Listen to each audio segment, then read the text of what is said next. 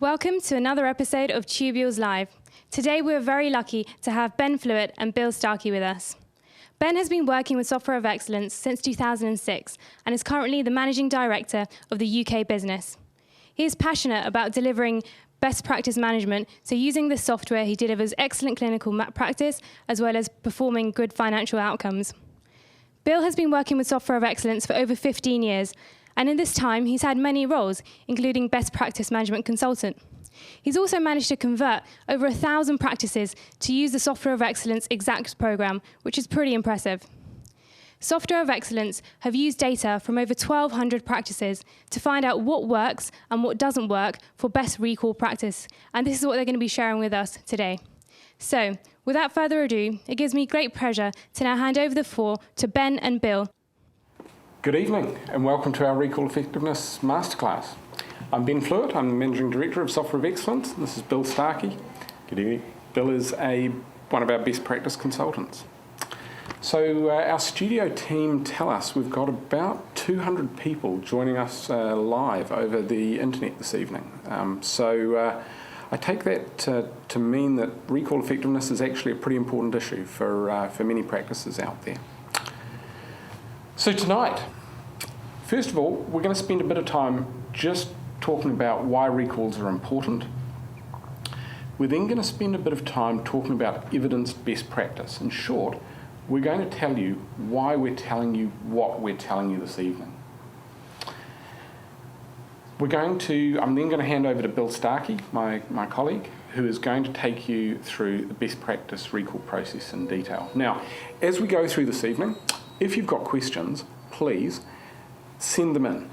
In about 45 minutes' time, what we're going to do is collate all those questions, and they're going to be presented to Bill and I, and we're going to have a go at answering them for you. So, first of all, why have recalls become so important? Well, I think, first of all, remember these guys? So in 2008, when the world went a bit mad, we started thinking about how we could help our customers. And I think probably for the first time, the UK dental industry became quite substantially affected by recession. So I think prior to 2008, we really hadn't seen much impact from recessionary times on the UK dental industry. But in the period running up to 2008, more and more of the dental industry's revenues here in the UK started to come from private. And so when recession hit, well, your customers had less disposable income. So what did that mean? It meant they came to see you less often, and when they did, they spent less money. But there's a reason that we think recalls are going to be even more important in the coming years. So as most of you will already be aware, we have the NHS contract coming down the road towards us. At Software of Excellence, we've spent quite a bit of time looking at the pilot practices that we have, trying to understand the movements in the data. So we've seen some pretty interesting things. So first of all, just talk briefly about the contract. So first of all, the way the contract works, or the objectives of the contract, really have been set by politicians who have two objectives. First of all, number one, they want to improve the oral health of the UK population. In short, what does that really mean? It means they want to drive up access. And as you all know, we don't have more money to spend as a country. In fact, we need to spend less. Austerity is here. So we need to spend less money. So access up and spending down.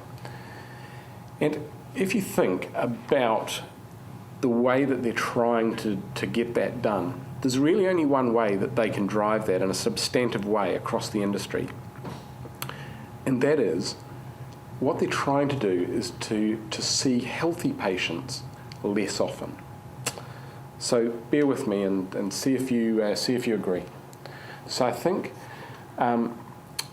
when we look at the data in these dental practices that we have got running on the pilot already, what we see is this. Going into the pilot, the majority of these practices have the vast majority of their patients on a 6 to 9 month recall as an average. Coming out of the 2 years into the contract, what we see is that has changed quite dramatically. So whereas going in it was 6 to 9 months, the majority of their patients are now having their recall dates pushed out to 12 and in the majority of cases 18 to 24 months. So quite a substantial change in the recall profile within the practice. This means two things for you as a practice, we think. First of all, what this means is that NHS access will be quite considerably increased. So we think there will come a time, probably we're guessing 6 to 9 months, something like that, into the new pilot, when NHS practices will begin to look for new patients because their capacity will have increased quite substantially. And then what we think is that there's a second effect, and that is that whereas at the moment you're seeing most of your patients every 6 months, that's going to change. You're going to now be seeing them every 12, 18, 24 months. So you're going to need the processes and the tools within the practice to bring those patients back in at the end of that 18 to 24 month period. So recalls, we think, are going to become substantially more important. And by the way, if you're a private practice, I think the increased access is going to mean that patient loyalty within private practices is tested. So I think recalls are going to become even more important again in the private sector as well. Anyway, evidence best practice. So the question is, how do you bring your customers back in? Well, in 2008, when Lehman Brothers collapsed, we started thinking about how we might be able to help our practices. And what we did was we took data. We started by taking data from over 300 practices, and that's now grown to over 1,600 practices. And those 300 practices, what we started to do was look within the data, within those practices, to see what we could determine about practice performance. And the results were actually quite astonishing. What we found was this. Some practices were significantly affected by recession. We saw overall revenues diving, recall effectiveness diving, utilisation diving, fail to attend and short notice cancellations going up. Other practices were thriving. In fact, they were doing better than they were prior to the recession. And as we looked deeper into the data, what we found is that one key difference was business systems. Now, our response was this. What we did is we started to deconstruct the data into 10 key performance indicators that collectively indicated the health of the practice. Don't worry about this list. I'm going to make it simple. So in its simplest form, practice revenue is determined by the time you actually work multiplied by your hourly rate. And you could look at it this way. So on the y-axis, you've got appointment book utilisation. On the x-axis, you've got average hourly earnings. And when you take those two factors together, you get your average hourly earnings. You get your total revenue. If you want to positively affect the revenue of your practice, there's really only two things you can do. You can push up your appointment book utilisation, or you can increase your average hourly earnings. That's all you can do. Now, what we're here, and I should start by saying, what we started to do was to look at how we could positively improve those. The way we did it, we looked at the top 5% of practices in each of these categories, and we tried to understand what made them a top 5% practice. One of the areas we looked at was recall effectiveness, and that's why we're here tonight. So we're here to present to you what we found the top 5% of practices were doing. So, importantly, tonight we're going to talk about recalls based on research and data from over 1,600 practices, and we're going to be presenting to you best practice, which has been proven in over 400 practices who've gone through our Thrive Business Consultancy program. So, I'm now going to hand over to my colleague, Bill Starkie. But from time to time, I'm going to cut back in and talk to you about the data, why we are recommending what we're recommending. Okay, so without further ado, Bill. Thank you, over Ben. to you. Right, the importance of recalls. And Ben's outlined some of the historical factors which have affected recalls and some of the future changes which are going to make recalls even more important. And we're now going to look now at Software of Excellence's responses to those. So, we'll start with a very straightforward list of the factors that influence recalls and how you can maximise the effectiveness of your own recalls by ensuring, firstly, that you've got the means to contact your patients. They come and see you, they're at the they finish their appointment, they return to the reception desk. There's an opportunity there to make sure that you've got every means of contacting them that you can. Because once they've left the practice, you're going to need to use those methods to make sure that they come back. Secondly, with regards to recalls, cheat. The patient's there, they've completed treatment, get them to pre-book their next checkup while they're there at reception. That way, when that time comes around, you are reminding them of a commitment to come back to the practice rather than chasing them to get an appointment booked. So if you can, do pre-book your patients. And more practices are taking up this means of improving their recalls. Thirdly, one for the clinicians. Make sure that when you're seeing the patients at the end of the appointment, at the end of the course of treatment, that you have an accurate recall date in the system, so that there is a means of identifying the points in time at which you're going to want to contact those patients again. And the system will then help you to reach out to those patients, but it's important that those dates are in the system. Next, having a structured recall process. A number of practices, we've carried out this presentation, and practices have agreed that on occasions practices don't have a structured recall process. The owner comes in, has a metaphorical flick through the appointment book, sees it's looking a bit thin, turns quietly to the practice manager and says, "Do you think we ought to do some recalls?" And at that point, they start the recall process. That is just not as effective as having an effective recall process in place, one which seeks to prevent the diary from becoming empty. So regular recalls rather than sending them out in flurries and then periods where you're not generating recalls. Also, have a recall process that is understood by the practice, not by an individual member of the team. Because if that individual member of the team goes on holiday or becomes sick or leaves, then that knowledge of how to carry out the recalls is lost or is unavailable to you during that time. So certainly secure the detail of the recall process within the practice rather than it residing in an individual team member. Next, don't rely on just one message.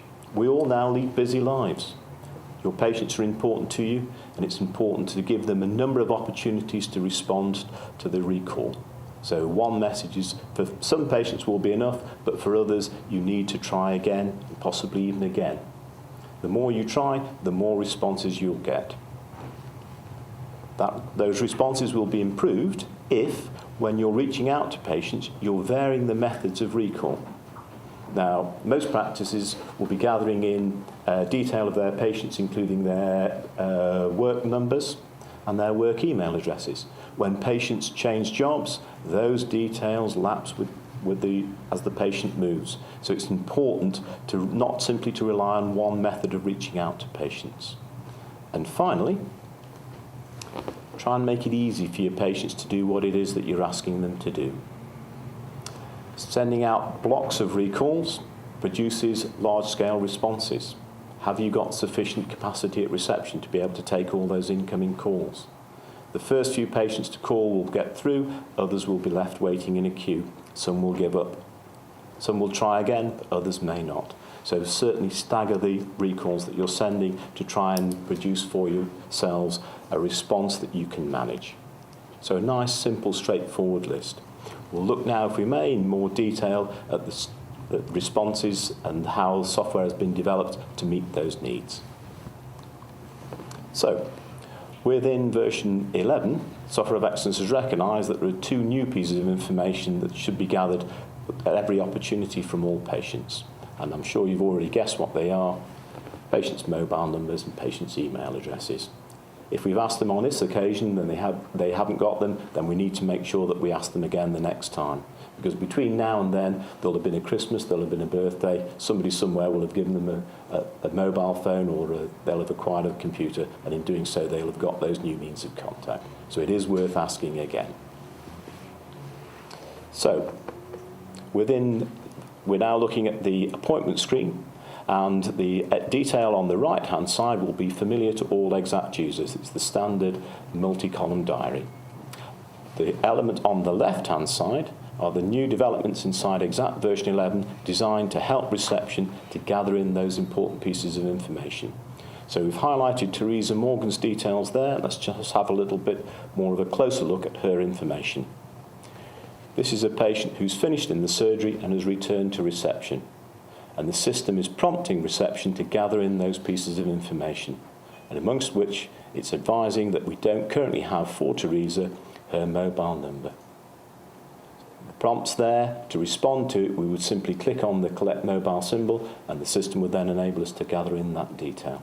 And in doing so, we would improve our means of contacting Teresa on this occasion and in future. So important that we gather in those pieces of detail. Accurate recall dates. Moving into the surgery now. This is the screen that now appears at the end of each consultation or as UTC. It's an opportunity for the clinician to review what's happened during this appointment and to think about the effect that that might have had on the patient's recall date. So when do you want to see the patient again? What service will you be providing for that recall? And how long you'd need set aside in the diary to accommodate that? It's an important opportunity. If it needs to be varied, the clinician should take that opportunity there and then. So, let's have a look within the software at what it is that moves forward that recall date. So, different practices will have different policies, and within the practice, the policy for recalls, moving forward the recall date, may vary between the dentist and the hygienists. And it's important your system is made to understand this. If it does, then when you see the patients, the system can more often present you with the right data. The options are, if the recall date is overdue or due sometime in the next 30 days. If that's your policy and you've encountered a patient under those circumstances, then the system will automatically push forward the recall date. If you've encountered a patient and that's your policy and you are not seeing them in those terms, then the recall date will remain unchanged. Some practices recall from specific event to specific event, i.e. from exam to exam. If that's the case, then your system needs to know this so that if during the consultation today an exam has been undertaken and invoiced for, then the system will then automatically push forward the patient's recall date. If during today's consultation an exam hasn't been undertaken, then the recall date will remain the same.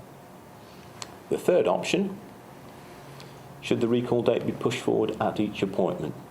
This is more frequently used for the hygienists, where each encounter is a treatment encounter. So if your system understands this detail, then at the end of each appointment, when this little box appears, more often than not, the right information will be in there. You'll simply need to OK. But if you need to vary it, then there's the opportunity to do so there. So that when this patient presents back at reception, and we'll look back here into the diary, we see not only the opportunity to collect in the mobile number for Teresa, but also the prompt for reception to seek to book Teresa's next checkup, as we can see there in early January next year. So the opportunity is there to get the patient to commit to coming back to the practice, and the system prompts for that. So accurate recall dates are at the heart of this process. Bill, just before we go on. Ben. So there's a reason why we've focused in on this particular piece of the system. This is really integral to getting yourself in the top 5% of dental practices with respect to driving recall effectiveness. Why? Well, what we found when we looked at the top 5% of dental practices was that they consistently, always gathered the email address and mobile number. What they struggled with was making sure they were doing it. So, as you can see, what we've tried to do is bake into the software a prompt, a hard prompt, to make sure that the receptionist remembers to do this. Secondly, booking recall dates 6 months in advance is quite crucial to getting yourself in the top 5%. If you don't do that today, do consider it, because not a single one of the practices we looked at in the top 5% didn't book their practices into the didn't book their patients 6 months ahead. They all. So what you can see here is that Teresa Morgan doesn't have a mobile number and needs to have that collected, and she is due to have a recall appointment, a 20-minute recall appointment, and the first is to happen on the 6th of January at 9 o'clock. And with a simple click of the mouse, the receptionist can make that happen. If she owed money, it would also prompt them to collect that. So what I'm saying here is that through our research, we understood that this was the first critical success factor in getting into the top 5% in recall effectiveness. Having understood it, what we did was made the software do it automatically, so you've got it here. Thank you, Ben. Moving forward. Recall Manager. This is the new Recall Manager screen in Exact version 11. It's a little change from those of you who are using Exact version 10 and previous versions, but the same data is still there. What we have done is to improve the way in which we present the data. We still read the detail from the top of the screen, historical, to the bottom of the screen, the future.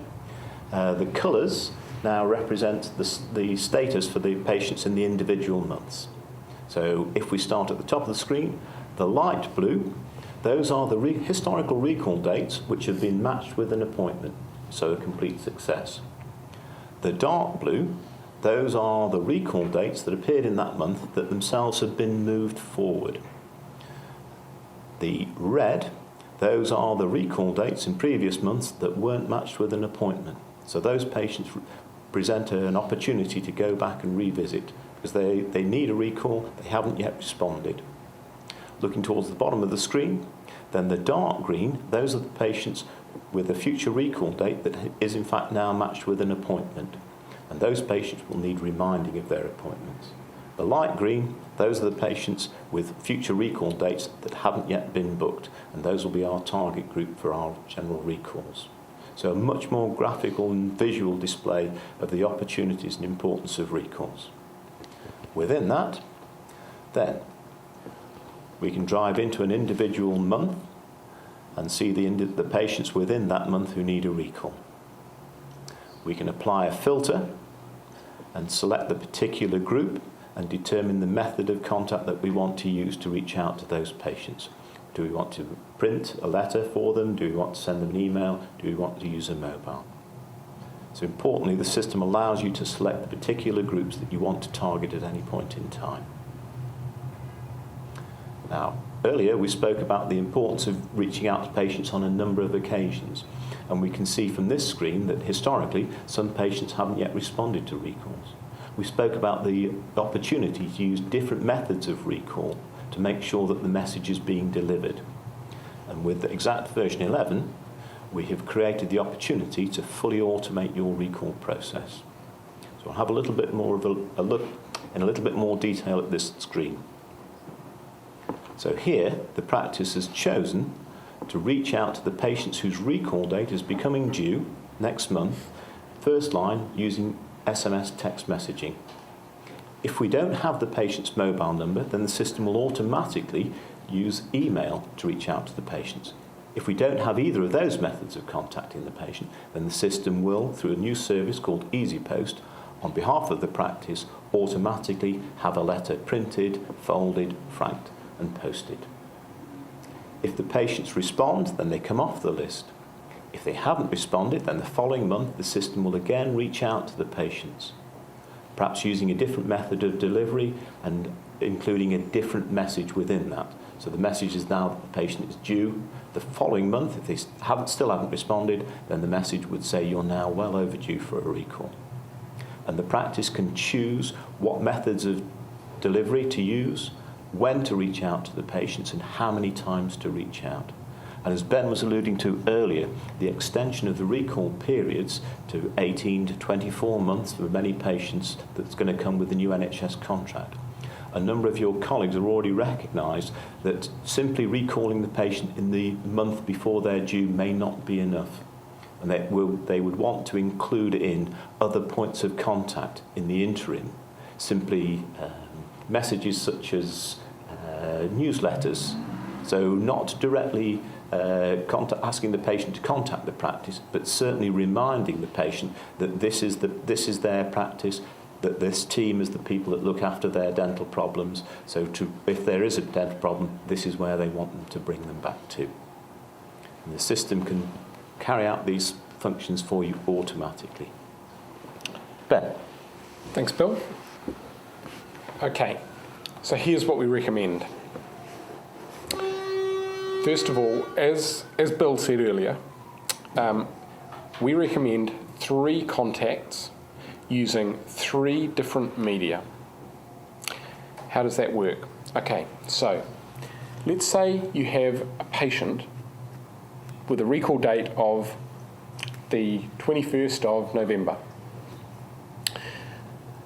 1 month to the day before that recall appointment is due, what we recommend is you start by sending them an SMS. Why do we use SMS first? I'll come back to that shortly. A month later, on the date the recall is due, you'll send them an email only if they haven't responded to that SMS. 1 month later,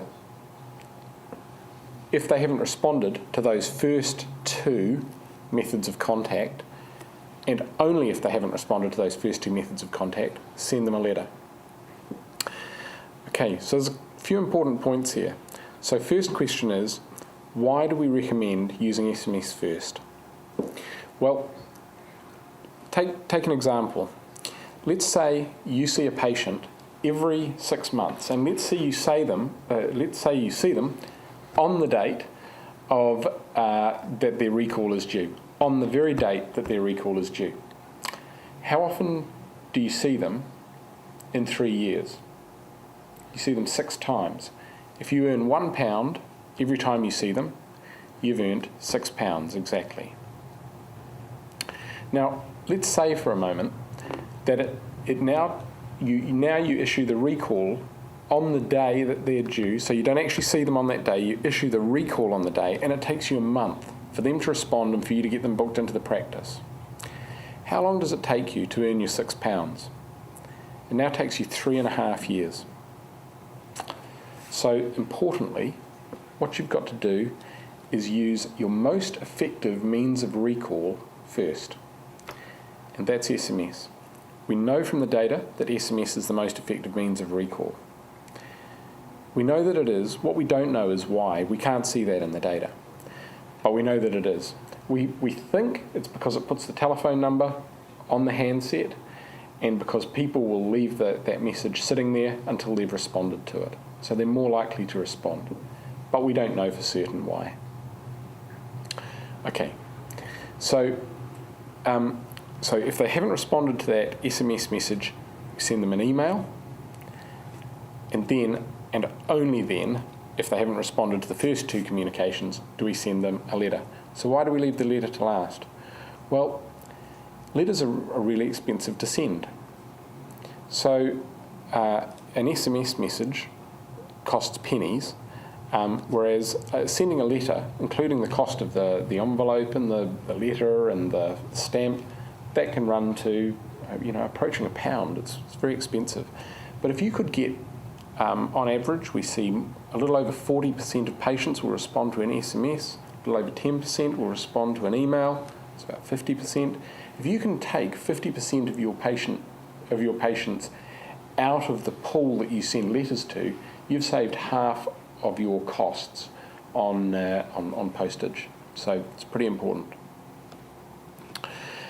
Now, importantly, if you are trying to figure out, if you do use Exact and you're trying to figure out how to do this, stop worrying about it right now. What we've done is we have built a team internally that specialise in setting up your recalls for you. We don't charge for this. If you're on support, this is not something we charge for. But if you ring us, we'll help you set it up. Okay, Bill. Thanks, Ben. So, automating recalls, a way of reaching out to all the patients. As Ben's alluded to, text messaging an ideal means of first line, email if they've not responded to that, but crucially, the deployment of letter in the background for those who haven't yet responded to the first two methods, or for those who escaped the practice without giving you their email or mobile, but you still want them back.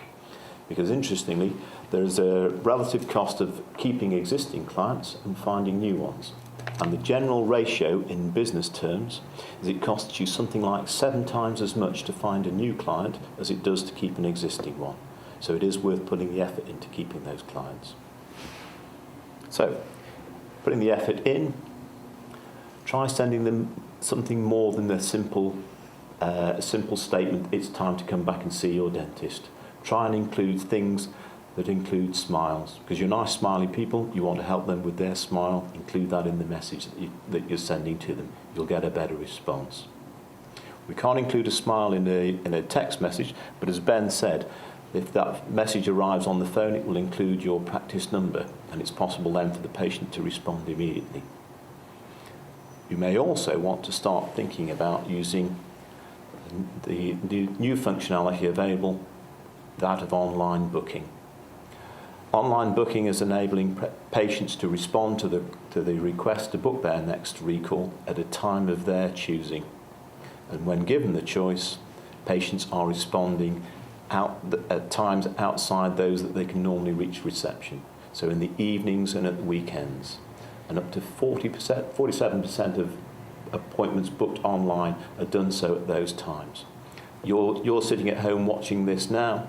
Your system could be taking incoming requests and responding and creating recall appointments for your patients while you're sitting here.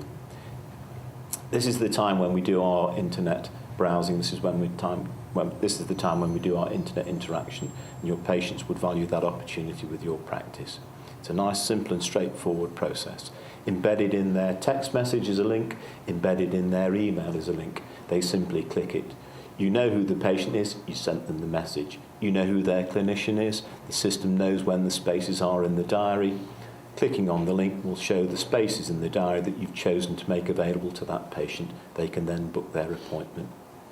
You're overcoming the requirement of the patient to make contact with the practice during the day.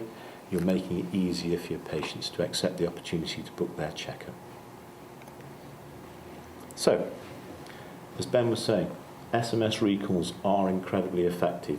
Why? Because most of us leave our mobile phones on almost all the time, so the message is there and it reaches them. If they are responding, they're using one of the smartphones, clicking on the link, pulls up the screen that we can see on the left-hand side there. Nice simple selection from which they can choose the date and time of their next appointment from the spaces in the diary that you've chosen to make available.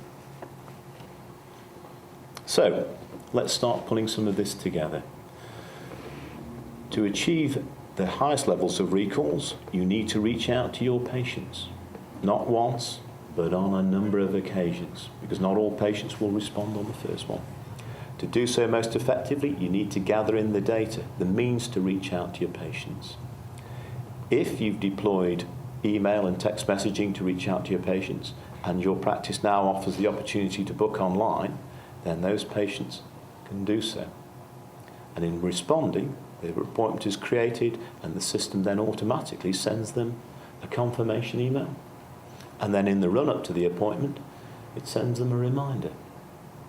And in the final day before the appointment, it sends them one last reminder. And for practices that want to drive down their rates of fail to attend, if they've employed the opportunity for the patients to respond to that, giving patients the opportunity to say, yes, I'll be there, and sending a text back to the practice, reduces the rates of fails to attend down to below around 1% for the top performing practices in the country. So, that looks like a lot of effort. It is, but it produces the results. As a busy practice owner, as a busy practice manager, have you the time to put into doing that? Your colleagues at reception need to gather in the data to enable you to contact the patients. The clinicians in the surgery need to make sure there are accurate recall dates in the system. Beyond that, the system will take care of it. The automated recalls in Exact version 11 will reach out to the patients. If you've deployed email and text messaging, those messages will reach the patients. If you've enabled your patients to book online, they can do so, and the system will then provide the reminders and the automation. All in all, a very effective method of improving your recalls. So, does the opportunity to book online work? Yes, it does. And there are now over 5,000 appointments a week being booked online. Patients appreciate it, staff appreciate it. An example there of one practice that took over 200 new patients in online booking in a 24-hour campaign. Because importantly, online booking isn't simply for recalls, it's also for new patient registrations if you wish it. So, beginning to summarise. The objective of Recall Manager is to move practices from where they are towards the high levels of recall uptake, and above 85% should be your goal. Automation is the method to achieve that. Why? Because there's a great difference between what we think we've done and what we have done. And computers are really good at knowing what it is we have done. And if it's automated, it just gets done. It doesn't get overlooked. It's not dependent on somebody who takes a holiday, goes off sick, and so forth. If it's automated, it's just getting done. Sorry, just nip right back on there, Bill, if you would. So, just a short story for you here. So, just to help underscore the point that Bill's just made. A little while back, a number of months ago, I had a call from one of our customers who said, Ben, I don't think your recall system works properly. I said, okay, I'll come and see you. But before I do, would you do me a favour? Could you please write down in an email exactly what you think you do for recalls? Just tell me what you do. And he said, well, I'll do that, but we've seen you speak before and we follow your best practice suggestion. I said, okay, all right, thank you, I'll come and see you. So he sent me his email and explained exactly what he believed he'd done. So I went to see him and sat down and said, okay, so your recall effectiveness is very low, I agree. But let me tell you why I think it's low. So first of all, I've got written down here what you think your process is, but let me tell you what you've really done. So the month before last, you sent out your SMS, but you didn't send out any emails or any letters. Worse yet, you sent out all your SMS in one great big block. So your reception phone probably rang off the hook for an hour or so and then went dead. The next month, you sent your letters, but you didn't send any emails or SMS. And last month, you only sent your SMS again. You didn't send any letters or emails. So the practice owner believed that they were sending out recalls in accordance with what we'd recommended, in accordance with best practice. But in actual fact, it just wasn't happening.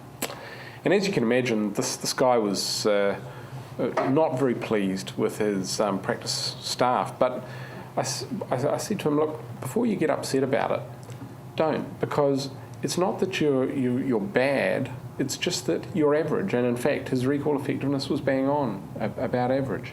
So the challenge is getting this done reliably. So getting the SMS message sent out, and then if somebody doesn't call, sending them an email, and then if they still haven't called, sending them out a letter. That's quite difficult to do on a staggered 3-month rolling cycle.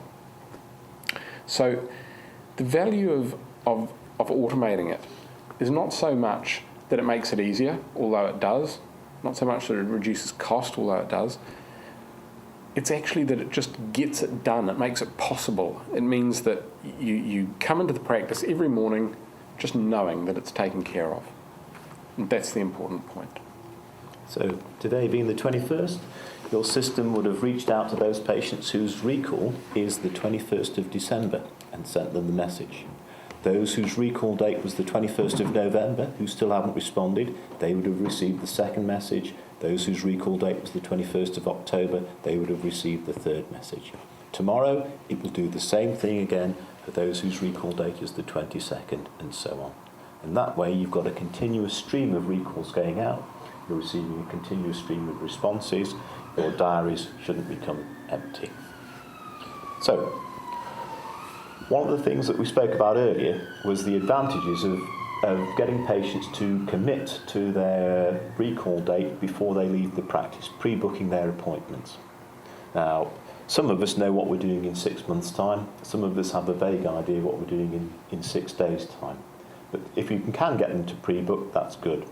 The system will remind them, and what we have done is to build into the software a recognition that some patients, although they book 6 months ahead, will at the last minute, in the day or so before that appointment occurs, suddenly realise they can't make it and then cancel. So there is new functionality inside Exact to help you manage those short notice cancellations. We'll take just a moment to look at that. The functionality we've given it the title Utilization Manager. This comes as standard as part of the upgrade. What Utilization Manager does is to look at the spaces that you have in the diary, and it's assisted reception in collecting and maintaining a list of patients who would quite value the opportunity to come in at short notice if only they knew about it. And the opportunity arises if patients cancel. So here we can see a space in tomorrow morning's diary. Simply hovering over the space with the mouse, from the list of patients who said, yes, I'd be quite interested in coming in at short notice, the system pre-selects patients suitable to fill that gap. And looking into that, you can edit and when you're ready, in the bottom right-hand corner there, you can see a send SMS message. Clicking that will start this process off. First of all, it will reach out to Candy Bright.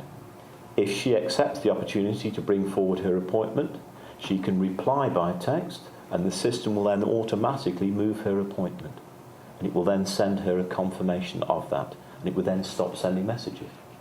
If we haven't heard back from her in 10 minutes, it will then move on to the next patient on the list and make the same offer, and the next patient and the next, until somebody responds, or we've utilised that time in some other way, in which case it stops sending messages.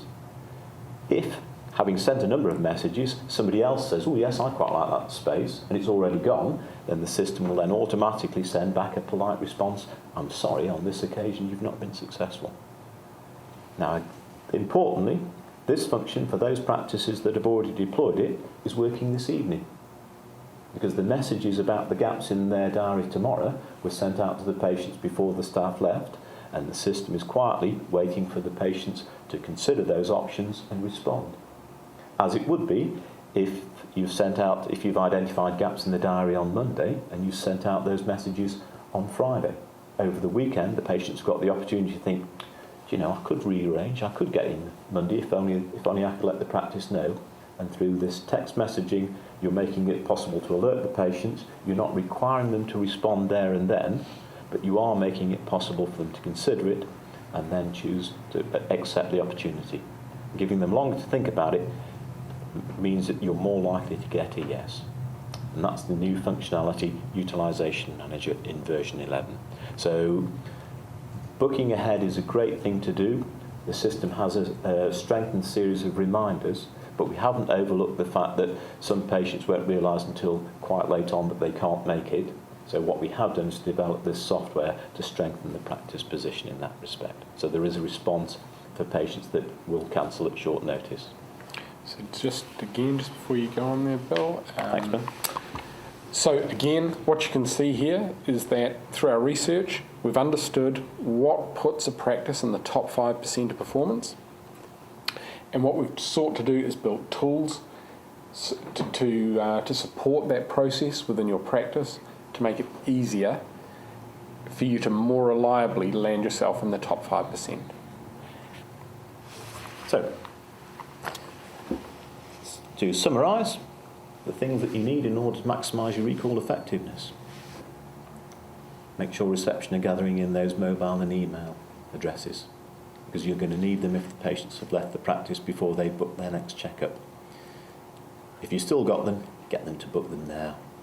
That way you're reminding them of their commitment to attend. Clinicians, that screen that appears at the end of the consultation, it is annoying.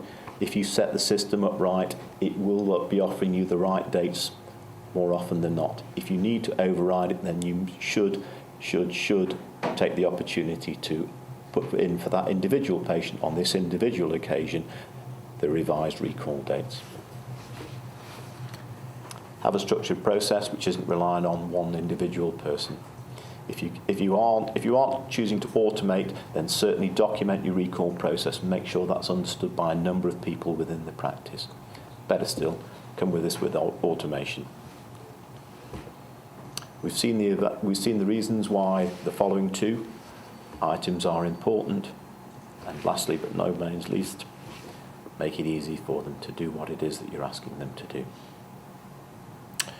Ben. Thanks, Bill. So, as you can see, this process here, it's not just a bunch of good ideas, it's the result of quite a considerable piece of research. What we've sought to do is understand what puts practices in the top 5% and build tools to make sure that that happens within your practice. Where possible, completely automating the processes so that it happens automatically. Okay. So, look, thank you for spending time with us this evening, and back to Rena. Thank you, Ben and Bill, for such a useful seminar. We're now going to be having a short break, and we'll be back for part 2, where we're going to be having a question and answer session. So please do send in your questions because you've still got some time. So see you in a couple of minutes for part 2. Thank you.